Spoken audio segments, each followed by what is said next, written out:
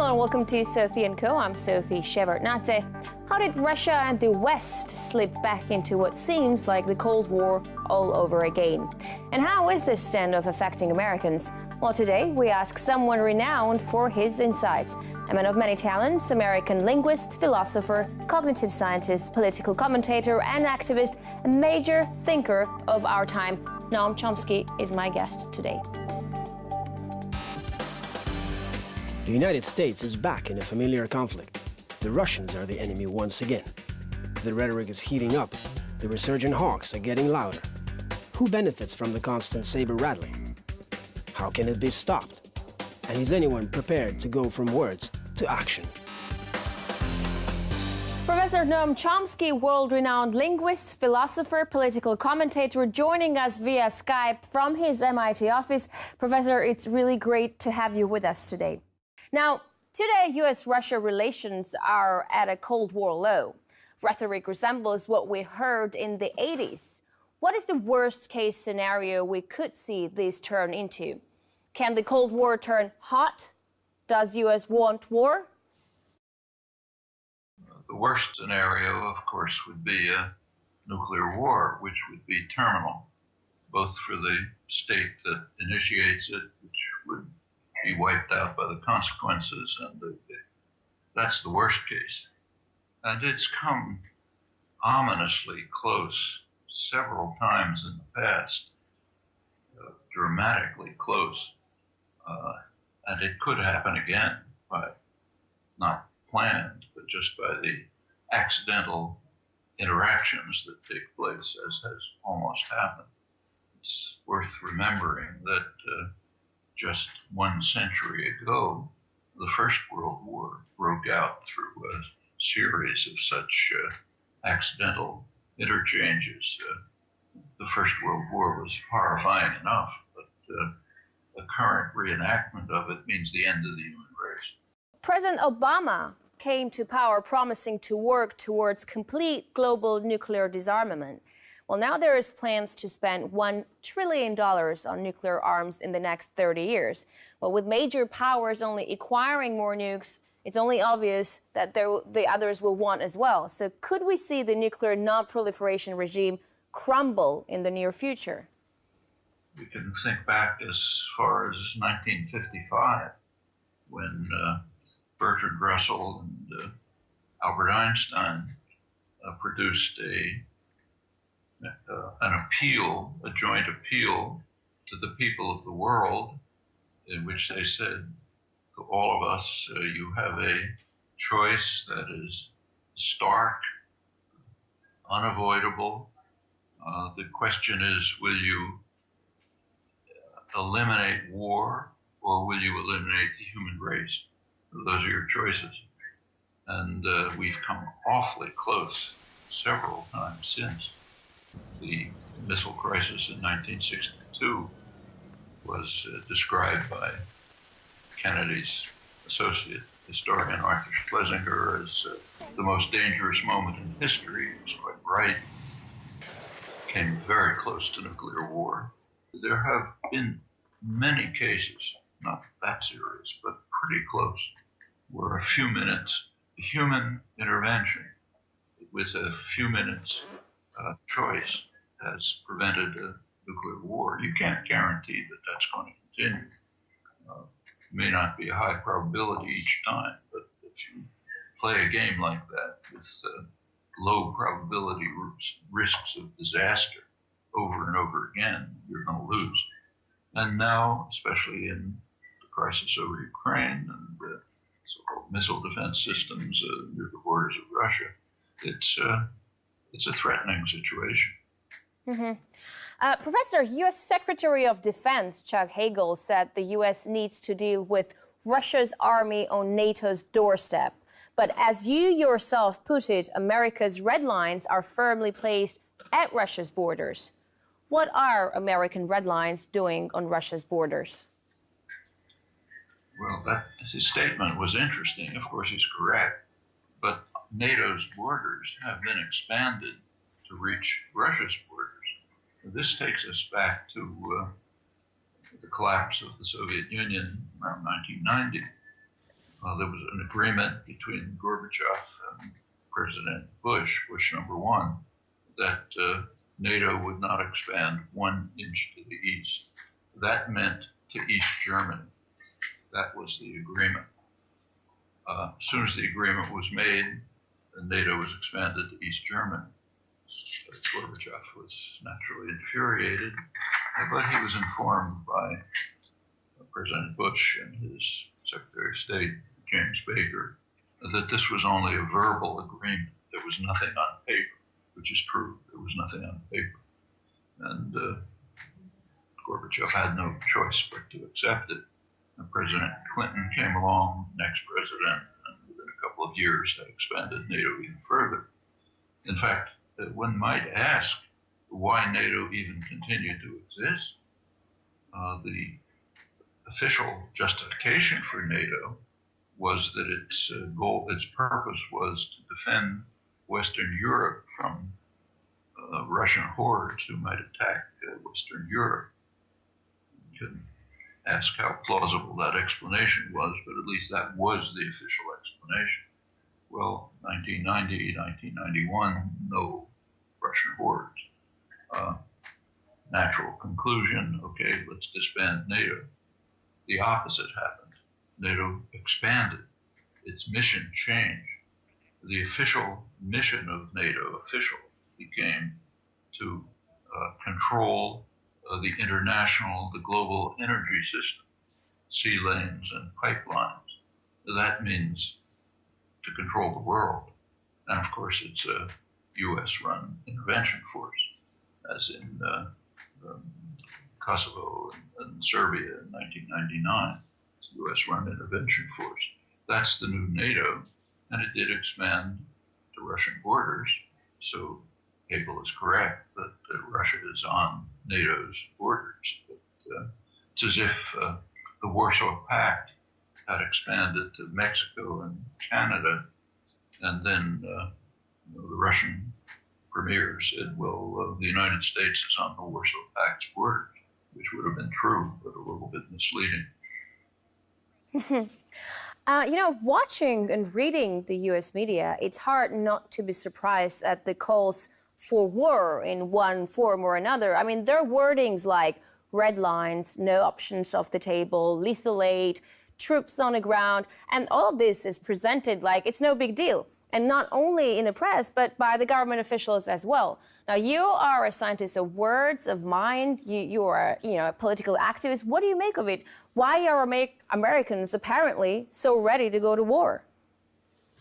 Well, I don't think they're ready to go to war, but the commitment to sort of control the world is very strong and pretty natural. After all, this is the one global superpower. And this incidentally goes way back. So the peak of American power in history was around 1945. In 1945, the United States literally had half the world's wealth. And very naturally, American leaders wanted to design and organize a world system which would benefit primary domestic centers of power. That essentially means the U.S. corporate system. The origins of the multinational corporation began to develop at that time, abetted by the Marshall Plan and so on. And there were detailed plans for assigning to every part of the world what was called their function within the global system. That began to collapse very quickly. There's a lot of talk these days about American decline, which is correct, but it's rarely recognized that the decline began at once. In 1949, there was a serious blow to U.S. global hegemony, China's independence. There's a name for that in U.S. history and Western history. It's called the loss of China. But just think about that phrase for a minute. Loss of China. I mean, I can lose my computer. I can't lose your computer, right? I can only lose what I own. And the assumption, the tacit assumption is we own China. We own the world. So if any part of it becomes independent, there's the loss of China, or the loss of Indochina, the loss of the Middle East, and so on. However, it's worth recognizing, going back to your comment, that there is criticism of this in very prestigious places. So the leading establishment journal in the United States is Foreign Affairs, the Journal of the Council on Foreign Relations. That's as central to the ruling dominant establishment as you can get. Their last issue, the lead issue advertised with letters on the front page, was an article by a well-known international relations specialist, John Mearsheimer, with the headline something like, "The West is responsible for the crisis in Ukraine." And it's a critique of Western, meaning US policy, that has driven things to the point where there is a serious crisis in Ukraine, a crisis that, as Mearsheimer points out, seriously affects Russian geostrategic concerns and would do so no matter who was in charge of Russia, just because of the geostrategic nature of the circumstances. Well, that's right in the main establishment journal, the lead article. So it's not that this is going on without critical discussion. There's some, not enough, I think, but some. Professor Chomsky, we're going to take a short break right now. When we're going to come back, we'll continue talking to world-renowned academic Noam Chomsky. Stay with us.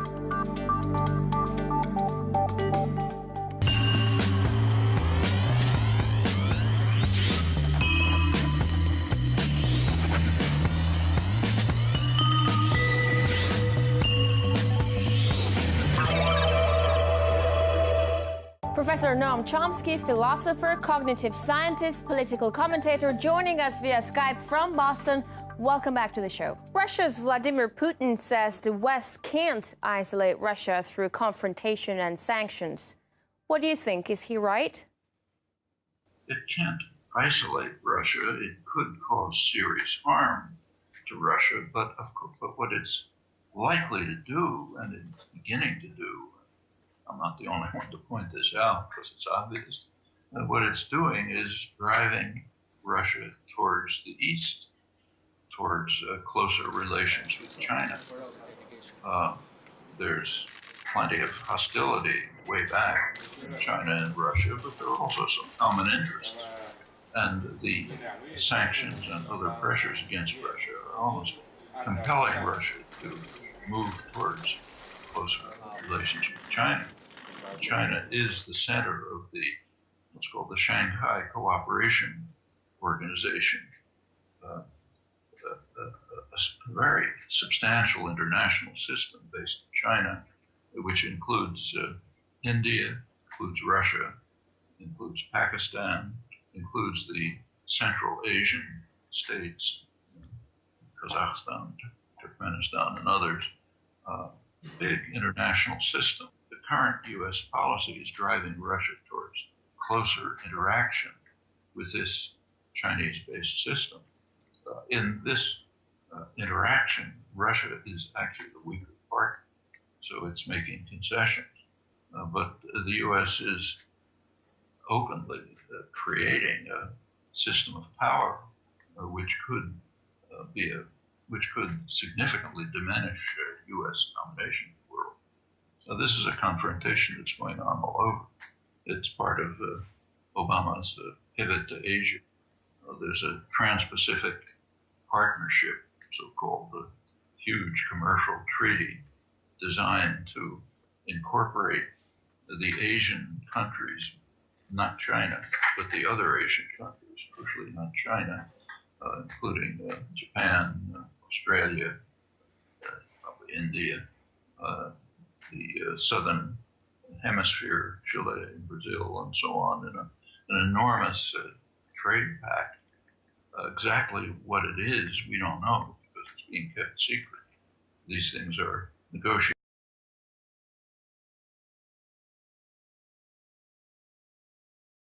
Yes or no, meaning yes, no discussion, no choices.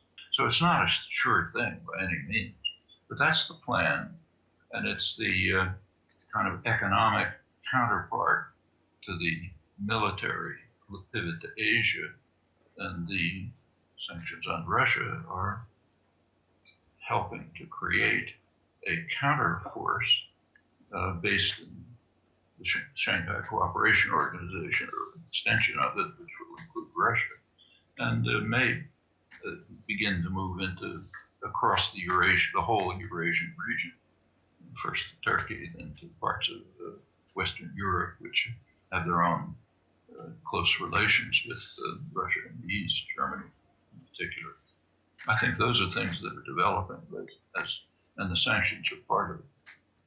Professor, I want to talk about the crisis around ISIS a little bit. You've said that the appearance of ISIS and the spread of extremism is a natural consequence of U.S. actions in Iraq. But the emergence of ISIS seemed a surprise to all. How did U.S. intelligence miss it?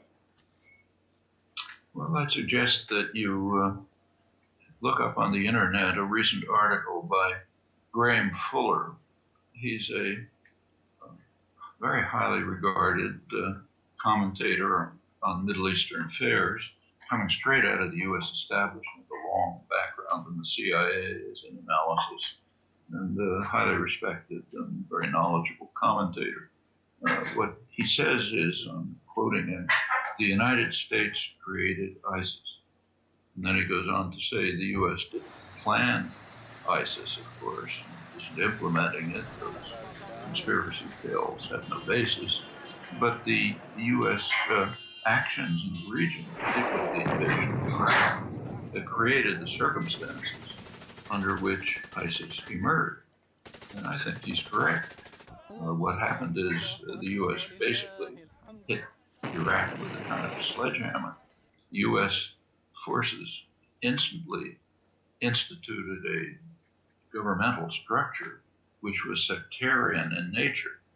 In particular, there were Paul Bremer, the kind of viceroy of Iraq, designed a system in which there were participation by Shiites and Sunni in various proportions, but it had to be divided that way. That, along with the counterinsurgency operations, of course, resistance to the invasion, which the counterinsurgency operations, as always, are very brutal and destructive, that all of this came together to create sectarian conflicts, which had not existed before. If you look at Baghdad in 2000, Shiites and Sunni were intermarried, living in the same areas. They often didn't even know who's a Sunni and who's a Shiite. It's kind of like knowing which Protestant sect your neighbor belongs to. You may not know and you may not care. You look at Baghdad 10 years later, 5 years later, it's broken up into separate regions, walled off from one another, brutal military conflicts, much of the population expelled. That has since expanded. By now it's tearing the whole region apart. Syria is one element of it. The Iran-Saudi confrontation is another aspect of it. And out of this emerged ISIS. Graham Fuller is quite correct. You just quoted a man that you respect a lot who said that it's the United States who involuntarily actually created ISIS. So if it's the United States actions that brought about ISIS, isn't it only fair that the United States should lead the fight against it today? I mean, it's only obvious the political and diplomatic means to solve this mess aren't there. So do you support the U.S.-led bombing campaign? There are ways to respond diplomatically.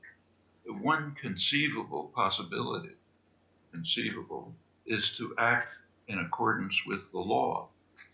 There is a reign of international law, that's the principle.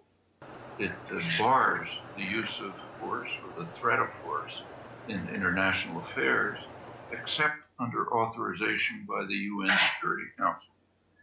A law-abiding state would go to the Security Council, ask for a declaration by the Security Council of a threat to peace and request the Security Council to organize and direct a response to it. And that could be done. The U.S. could then participate in it, but so could Iran. Remember, you look at the Iraqi Foreign Office, what they want is for Iran to become involved. It's a major military force. If it did enter, it would probably wipe out ISIS in no time. But the U.S. won't permit that. The U.S.-run coalition, which is in violation of basic international law, excludes Iran, excludes the PKK and its affiliates, which apparently are doing the ground fighting. According to the U.S., they're a terrorist group. Turkey, which is the closest U.S. ally, is opposed to them. The central U.S. ally, Saudi Arabia, is actually that's been the source of both the funding, the main source of the funding of ISIS, but also it's the ideological source. It's the Wahhabi, Salafi, extremist, radical Islamic doctrines, which are kind of a fringe of Islam, that's Saudi Arabia.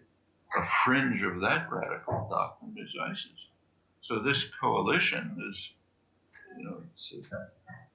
it's kind of a meaningless coalition apart from being illegal. There would be ways of handling of at least approaching the problem legally, which could work. Mm-hmm. And just my final question on a different topic. The FBI is now looking into an apparent second Edward Snowden, but previous whistleblower revelations have failed to make any real dent in the system. Why would this be any different? Talking about NSA spying isn't stopping NSA spying. It's not stopping NSA spying. It's not stopping the spying being done by Britain. The spying being done by France, the spying being done by other countries. I'm sure Russia's doing it.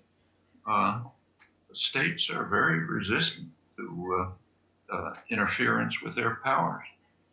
Of course, the NSA system in the U.S. is far and away the technologically most advanced country in the world, so these are more extensive in the United States, but it's duplicated in China and Britain, Russia, no doubt, other countries. And yes, you're right, it hasn't stopped. Well, in fact, it's expanded. It's a real major attack on human rights. And the major threat is that if it becomes sort of tacitly accepted because of the fact that it's not stopped, it's just going to go on. It'll go on to the point where there are literally, tiny drones, fly-sized drones, that can be on the ceiling of your living room, listening to what you're saying and sending it back to the central government office. Now, there are no limits to this. Already, if you have a cell phone, even if it's off, you can be tracked by NSA and other technologies. So this is a really dangerous development. Snowden made a major contribution by exposing it, but there's a long way to go. There has to be a citizen reaction which will put an end to these practices. Professor Chomsky, thank you so much for this interview. We were talking to world-renowned academic, American linguist, thinker, activist Noam Chomsky, talking about what's in store for Russia-US relationships, also crisis around ISIS, and is the next whistleblower scandal going to be any different than Edward Snowden? Thanks a lot for this interview. That's it for this edition of Sophie & Co. We'll see you next time.